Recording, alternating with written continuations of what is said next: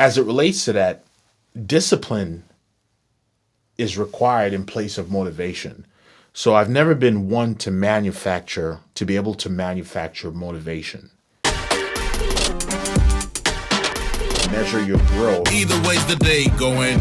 Either way's day going. You got to dream to win. Play for it. Don't give in when.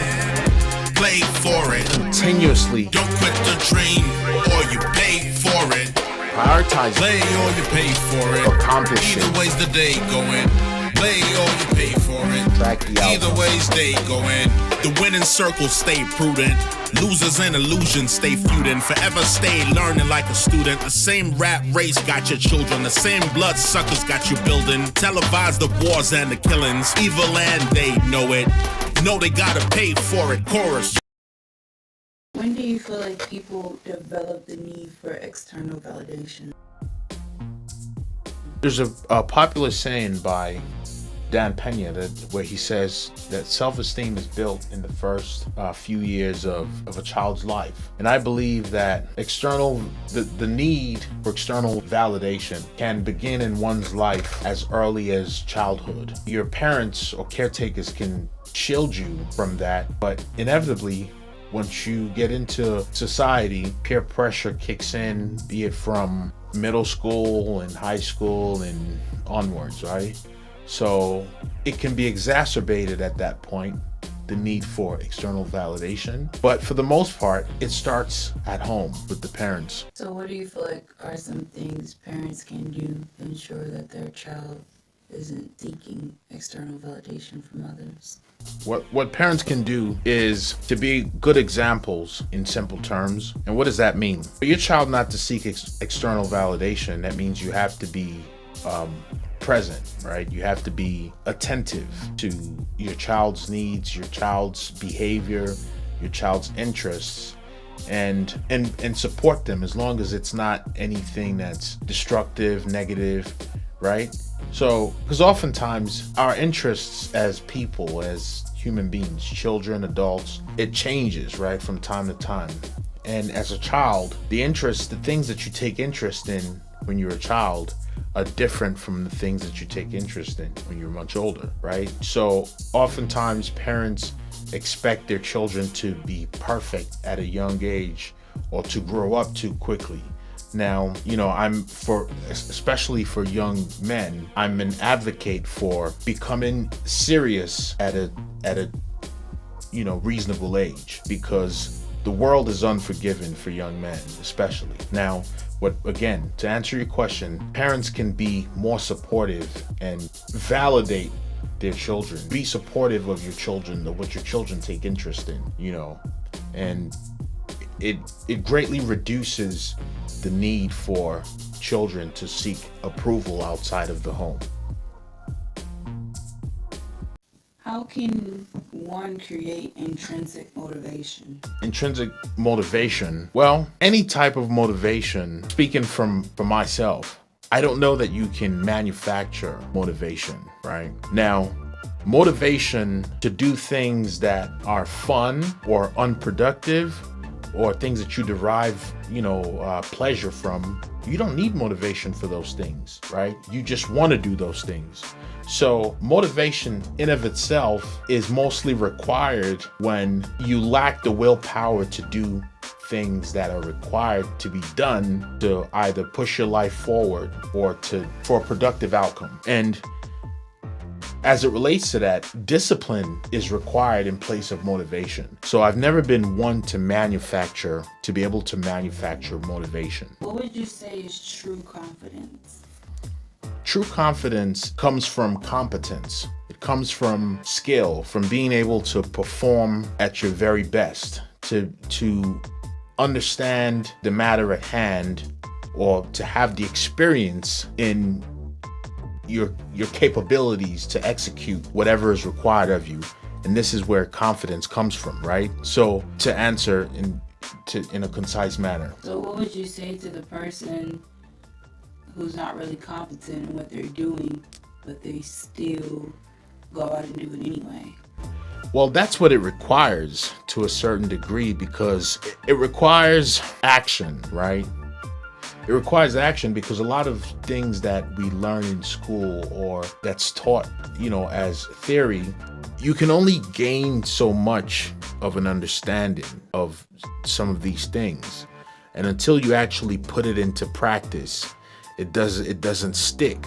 So to a certain degree, when you take on anything new, there's a level of incompetence there. And the more you swing the bat and continue to strive at it, right? Stay persistent, stay consistent. Eventually you develop more skills, right? You make your bones and you're able to boost your competency and your confidence in that, right? After all, the best of the best constantly strive to reach beyond where the peak stops for others. So I would tip my hat off to them and say, keep going. Well, what steps could someone take to begin building confidence?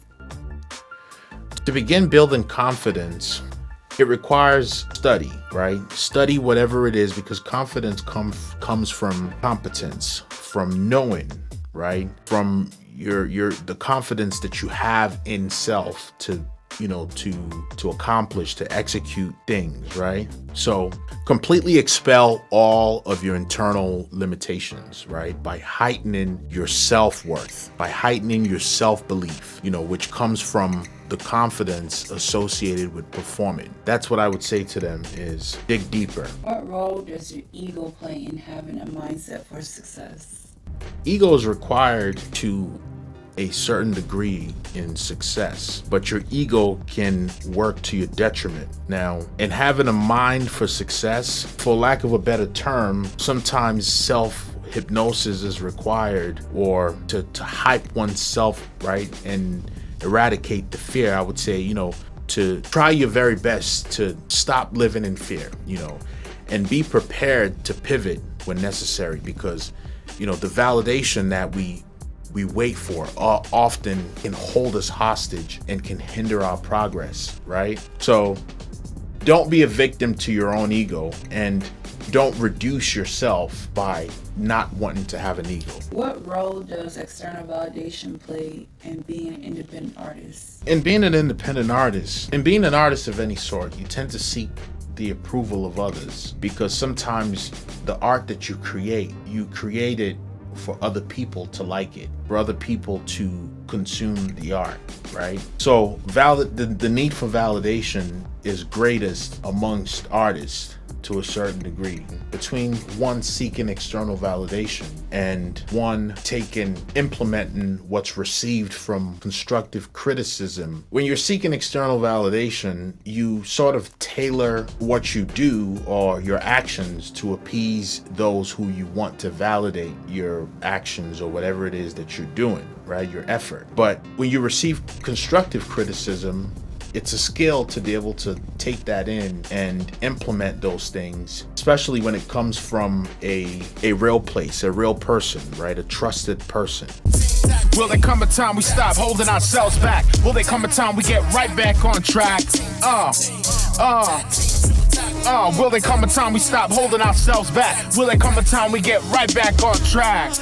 Here are 15 ways to help you resist external validation. The first thing is to know your values, right? Define your core values and let them guide your decisions instead of seeking other people's validation. So know your values. The next point is to focus on your internal goals. Learn to pursue personal growth and fulfillment rather than aiming to please others. Don't be a people pleaser, right? Focus on your internal goals, and it'll help you avoid the need for external validation. The next point is to practice self-compassion, right? Be kind to self.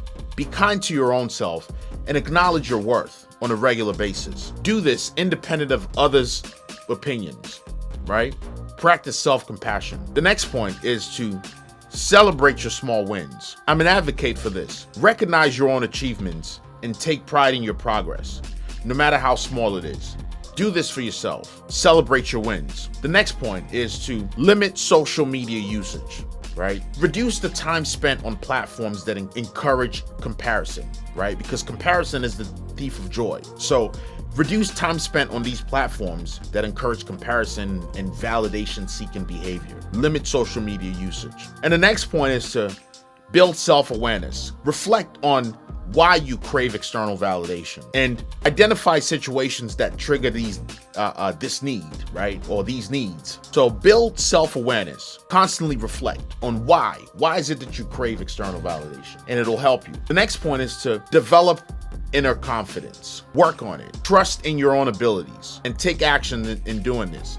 Trust your abilities and trust your decisions without needing others. You don't need others to affirm them. Trust yourself. The next point is to avoid over-explaining yourself. Make choices that align with your beliefs without feeling the need to justify them to others. Avoid over-explaining yourself. The next point is to seek purpose and not approval. What is your purpose? Find a deeper meaning. Seek purpose. Focus on meaningful work. Focus on personal growth, and rather than trying to impress other people. And this will help you to resist the need for external validation. The next point is to surround yourself with supportive people. Spend time with individuals who respect and support you, rather than those who fuel your need for validation, right?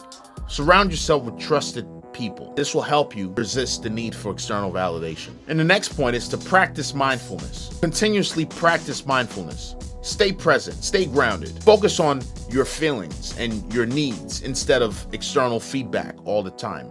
Not saying feedback isn't important or necessary. Practice mindfulness. Be mindful of when and how and where you seek this feedback. And the next point is to learn to set personal boundaries. Set personal boundaries. Learn to say no to people, right? Learn to say no to people-pleasing behaviors that compromise your authenticity. So set boundaries, and it'll help you a great deal. And the next point is to challenge negative thoughts. See, in our minds, oftentimes, from time to time, we have negative thoughts in our minds lingering. Challenge these negative thoughts. Replace thoughts like, what will they think, with affirmations like, I trust my judgment. So challenge your negative thoughts, and it'll help you a great deal in resisting the need for external validation. And the next point is to measure success by your standards, right? Define success on your own terms instead of always comparing yourself to others, right? Measure your own success and define it by your standard. And the final point to help you resist external validation is embrace imperfection. Accept that you don't need to be perfect. You don't need to be liked by everyone. You don't need to be liked by everyone to be worthy and valuable. Embrace your imperfections, and this will help you a great deal in resisting the need for external validation. Thank you.